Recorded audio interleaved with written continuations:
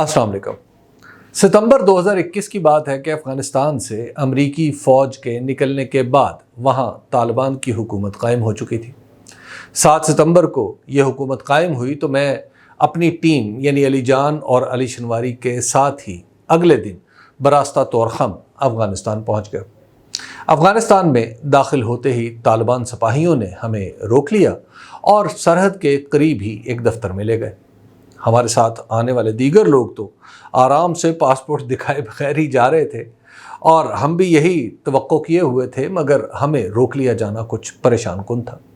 کچھ دیر بعد پتہ چلا کہ نئی افغان حکومت نے تازہ حکم جاری کیا ہے جس کے مطابق افغانستان میں داخل ہونے والے ہر صحافی کے لیے حکومت کے ترجمان ذبیح اللہ مجاہد کا جاری کردہ خط ہونا ضروری ہے۔ اس حکم کا ہمیں افغانستان پہنچ کر پتہ چلا تھا۔ وہاں نوجوان سپاہیوں کو بڑا سمجھایا کہ ہم کابل جا کر اس کا انتظام کر لیں گے، مگر وہ نہ ٹلے۔ ہمارے ساتھ ایک جاپانی صحافی بھی تھا، اس نے کہیں سے مطلوبہ خط منگوا لیا، مگر ہم فوری طور پر یہ بندوبست نہ کر سکے۔ تقریباً صبح 11 بجے کے ہم افغانستان میں تھے اور عملی طور پر طالبان نے ہمیں اپنی تحویل میں لے رکھا تھا۔ آخر کار مغرب کی نماز کے قریب ہمارا مسئلہ حل ہوا اور ہم کابل کی طرف چلے۔ ہمارے کابل تک جانے کی خبر سڑک پر موجود تمام طالبان چوکیوں پر پہنچائی گئی اور جہاں جہاں سے ہم گزرتے گئے ہمیں اپنا تعارف کرانا پڑتا۔ میرے لیے حیرت کی بات تھی کہ 20 سال افغان طالبان امریکہ سمیت دنیا کی ترقی یافتہ افواج سے لڑ رہے تھے، مگر جیسے ہی انہوں نے حکومت سنبھالی فوری طور پر ایک ایسا نظام وجود میں لے آئے جو دنیا بھر سے آنے والے صحافیوں کا ریکارڈ اکٹھا کر رہا ہے۔ مجھے وہیں پر پتہ چلا کہ اس حکومت نے سادہ پرچیوں پر ٹیکس جمع کرنا بھی شروع کر دیا ہے۔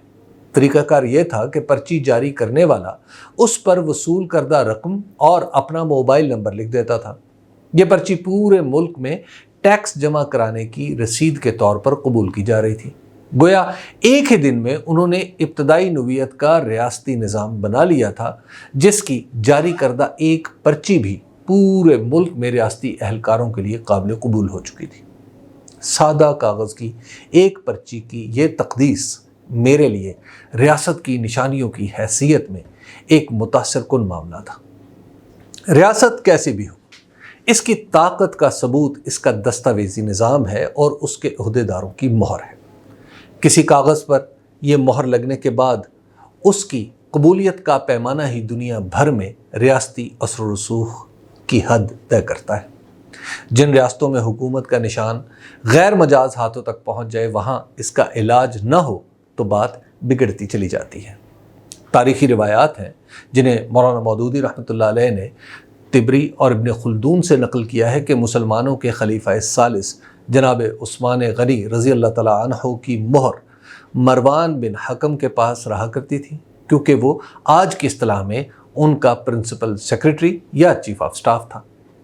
اس نے اپنے پاس رکھی مہر کا فائدہ یوں اٹھایا کہ خود ہی جناب عثمان غنی رضی اللہ تعالیٰ عنہ کے نام پر احکامات جاری کرنے لگا۔ جب اس کے احکامات سے شورشیں پھیلنے لگیں تو حضرت علی کرم اللہ وجہہ نے ان شورشوں کو رفع کرنے میں اپنا کردار ادا کیا۔ ایک شورش کے خاتمے کے بعد جناب امیر رضی اللہ تعالیٰ عنہ نے حضرت عثمان رضی اللہ تعالیٰ عنہ کو کہا، میں آپ کی مشکل رفع کرتا ہوں مگر مروان اس کو بڑھا دیتا ہے۔ آخر کار جناب امیر نے مروان کے بارے میں جو کہا وہی درست ہوا اور بعض روایات کے مطابق اس نے مہر خلافت لگا کر کسی کے قتل کا حکم نامہ جاری کر دیا۔ یہ خط پکڑا گیا اور اس کے بعد جو کچھ ہوا آج تک تاریخ اسلام سے محو نہیں ہو سکا۔ البتہ مورخین کی اکثریت یہی سمجھتی ہے کہ مروان مہر خلافت اپنی مرضی سے استعمال نہ کرتا تو تاریخ کے کئی اندوہناک واقعات شاید رونما ہی نہ ہوتے۔ پاکستان میں ریاست کی اہم ترین مہر وہ ہے جو صدر مملکت کے پاس ہوتی ہے۔ پاکستان میں ڈاک کے لفافے پر لگے ٹکٹ سے لے کر پاسپورٹ تک اور فوج میں کمیشن سے لے کر بیرون ملک پیش کی جانے والی اسناد سفارت کا سارا کارخانہ صدر کے نام پر چلتا ہے۔ یہ واحد عہدہ ہے جس پر فائز شخص کو دستور اس کی میعاد کی تکمیل کی سب سے بڑی ضمانت دیتا ہے۔ اس کی وجہ یہ ہے کہ قومی اسمبلی اور سینٹ جو قوانین بناتے ہیں اگر ان پر صدر کے دستخط نہ ہوں تو وہ کاغذ کے ٹکڑوں سے زیادہ اہم نہیں۔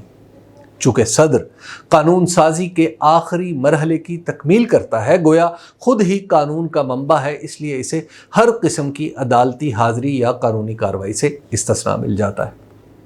انتظامی حوالے سے چاہے صدر کے پاس کوئی اختیار نہ ہو مگر وہ کسی بھی انتظامی حکم پر حکومت کو دوبارہ غور کرنے کا حکم دے سکتا ہے، اور قانون کی منظوری میں بھی اس کی یہ حیثیت ہے کہ وہ پوری پارلیمنٹ کے متفقہ طور پر منظور کردہ قانون کو دوبارہ غور کے لیے واپس بھجوا سکتا ہے۔ اس صورت میں سینٹ اور قومی اسمبلی کو دوبارہ بیٹھ کر صدر کو مطمئن کرنا ہوگا کہ واپس بھیجے گئے قانون پر دوبارہ غور کر لیا گیا ہے۔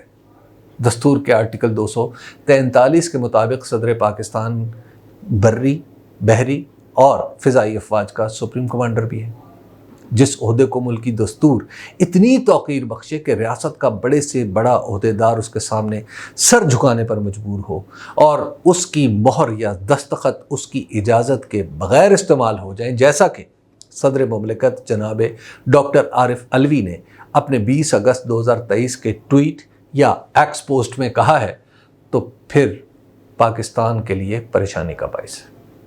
جناب صدر ڈاکٹر عارف علوی نے جن 2 قانونی مسودوں کے بارے میں ہدایت کی تھی کہ انہیں پارلیمنٹ کو واپس بھیج دیا جائے، وہ نہیں بھیجے گئے۔ صدر کے اس اعلان کے بعد کہ انہوں نے آرمی ایکٹ اور آفیشل سیکرٹ ایکٹ میں کی جانے والی ترامیم منظور نہیں کی، تو اب ان کی قانونی حیثیت کا فیصلہ تو عدالتیں کر ہی لیں گی۔ لیکن یہاں سوال یہ پیدا ہوتا ہے کہ آخر صدر کے دستوری اختیار کو ان کی واضح ہدایت کے خلاف کس نے استعمال کیا اور کیوں استعمال کیا؟ صدر کے کہے ہوئے کو جھٹلانے کی بظاہر کوئی وجہ نظر نہیں آتی۔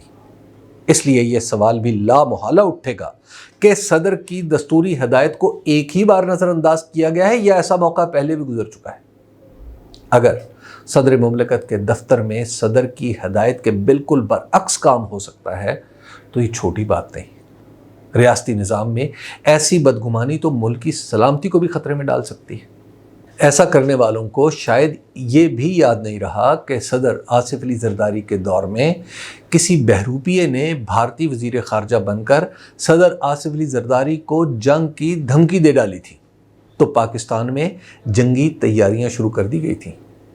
خوش قسمتی سے کچھ دیر بعد ہی پتہ چل گیا کہ یہ باقاعدہ طور پر دہشت گردوں نے غلط فہمی پیدا کر کے دونوں ملکوں کو لڑانے کی کوشش کی تھی۔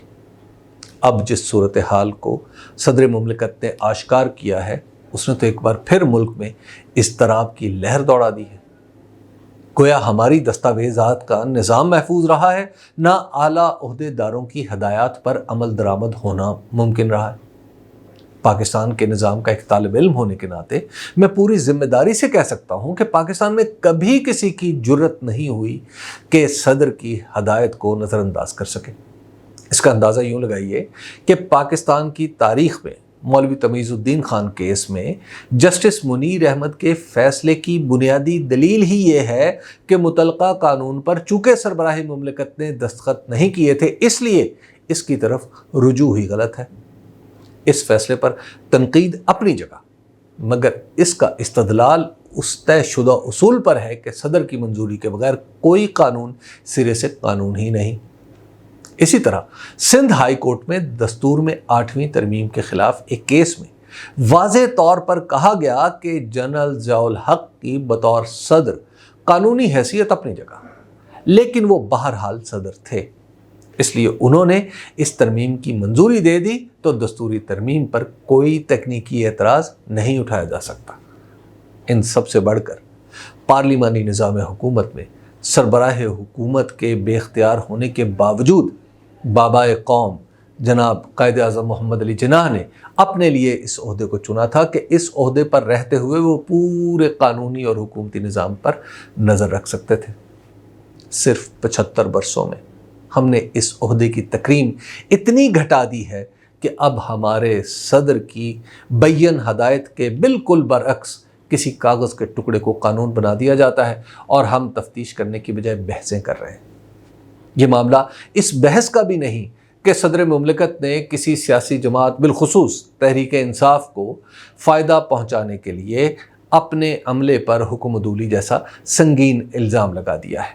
موضوع تفتیش یہ ہے کہ آخر صدر کے عملے نے ایسا کر کے ملکی نظام کو خطرے میں کیوں ڈالا؟ اگر صدر مملکت کو اس بارے میں غلط فہمی ہوئی یا وہ غلط بیانی کر رہے ہیں تو بھی اس کی تحقیق لازمی ہے۔ اگر آج ہم نے اس مسئلے کو حل نہ کیا تو کل خدا نخواستہ صدر کی طرف سے کوئی خط کہیں چلا جائے تو ہم کیا کریں گے؟ ایسی کسی ناخوشگوار اور خوفناک صورتحال سے بچنے کا واحد طریقہ یہ ہے کہ اس معاملے کی صاف شفاف تحقیق کی جائے تاکہ پاکستان کے نظام کی کمزوری کا تاثر پیدا نہ ہو۔ جو ذمہ دار قرار پائے اس کے خلاف کارروائی ہو تاکہ ہمارا نظام اپنا تحکم قائم رکھ سکے۔